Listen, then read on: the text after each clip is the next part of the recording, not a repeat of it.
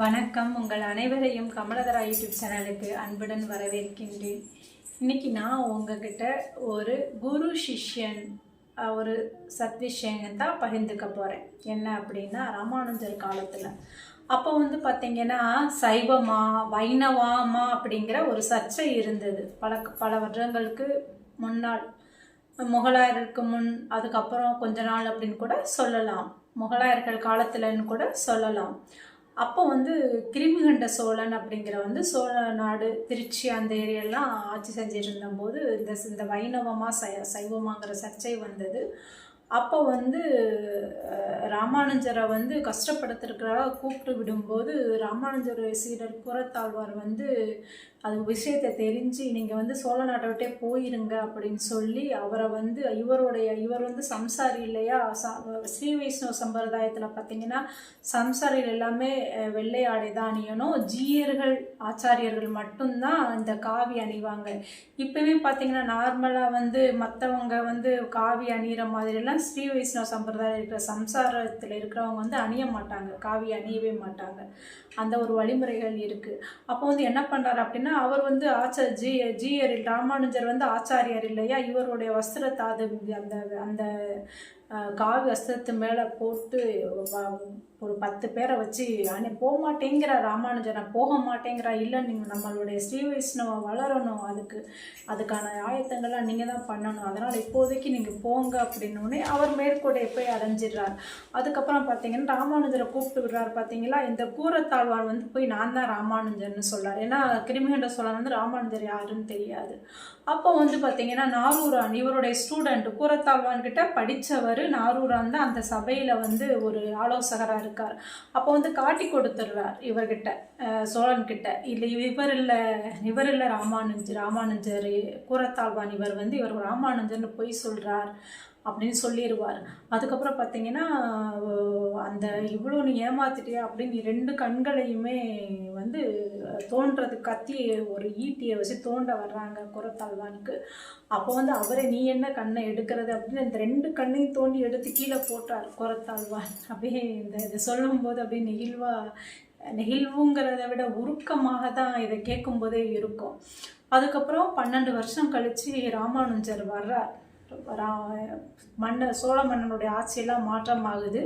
அதுக்கப்புறம் மேல்கோட்டையிலேருந்து வர்றார், மைசூர் மேல்கோட்டையிலேருந்து வர்றார். இப்போ வரும் வழியில் தான் தெரியும் கூரத்தாழ்வானுக்கு கண்ணெல்லாம் போயிட்டுது அப்படின்னோடனே ராமானுஜர் கதறார் கூரத்தாழ்வாரை பார்த்து, என்னுடைய அக்கன்னா நினச்ச உன் கண்ணே போயிருச்சே கூரத்தாழ்வா அப்படின்னு கதறும்போது கூரத்தாழ்வான் என்ன சொல்லுவார் தெரியுமா? நெகிழ்வான ஒரு வார்த்தை. இந்த ஒரு இடத்த நான் கோடிட்டு காட்டுகிறேன். அப்போ கூரத்தாழ்வான் சொல்லுவார், நான் என்ன பாவம் பண்ணியிருக்கணும் அப்படின்பார். அது ராமானுஜர் சொல்லுவார், நீ என்ன பாவம் பண்ணியிருக்க போகிற கூரத்தாழ்வான் அப்படின்னு சொன்னோன்னு, இல்லை, வைஷ்ணவர்கள் தரித்திருப்பாங்க இல்லையா, திருமண், இந்த நாமம் போட்டிருப்பாங்க இல்லையா, இந்த திருமண், அந்த திருமண் வைஷ்ணவர்கள் திருமண் தரித்திருக்கும் போது இது கோணலாக வச்சுட்டாங்களோ, இல்லை நேராக ஒரு கோணம் ரசிச்சிருப்பாராம். நம்மெல்லாம் எல்லாம் பண்ணிட்டு நான் பாவமே பண்ணலை, ஏன்னா கடவுள் எனக்கு இப்படி தண்டனை கொடுக்குறாரோன்னு புலம்பிக்கிட்டு இருக்கிறோம். ஆனால் கூரத்தாழ்வான் என்ன சொன்னார் தெரியுமா? வைஷ்ணவர்கள் தரித்திருக்கக்கூடிய திருமண் கோணலாக வச்சுருக்காங்க, இவங்க நேராக வச்சுருக்காங்கன்னு ரசிச்சிருப்பாராம். அந்த தண்டனைக்கு தான் கண்ணு போச்சான். ஏன்னா கூரத்தாழ்வான் ஒரு செல்வந்த தங்கத்துக்கெல்லாம் சாப்பிடுவார். ராமானுஜருக்காக எல்லாத்தையும் விட்டுட்டு சம்பிரதாயத்துக்காக வைஷ்ணவத்தை வளர்க்கணுங்கிறதுக்காக ராமானுஜர் கூடவே எல்லா சொத்து அவர் டெய்லி ஒரு 1000 பேர் 2000 பேர் சாப்பிடுவாங்க அவருடைய அந்த காஞ்சிபுரம் பக்கத்தில் உள்ள அவருடைய கூரத்தில்.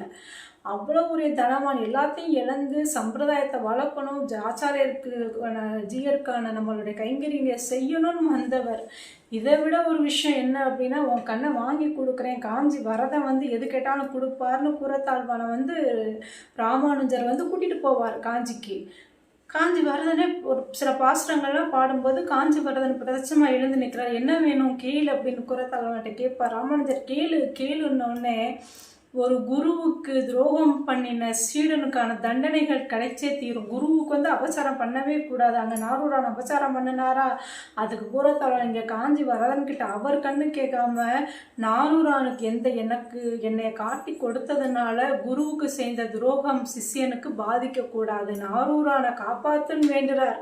அவருடைய மனசு எங்கே, சாமானியமான நம்மளுடைய மனசு எங்கே பார்த்தீங்களா? எவ்வளோ நெகிழ்வாக இருக்குது. இந்த மாதிரி ஒரு குருவுக்காக நிறையா இதெல்லாம் சொல்லிகிட்டே போகலாம். அவ்வளோ விஷயங்கள் குருவுக்கும் சிஷியனுக்குள்ள பந்தமெல்லாம் நிறைய இருக்குது.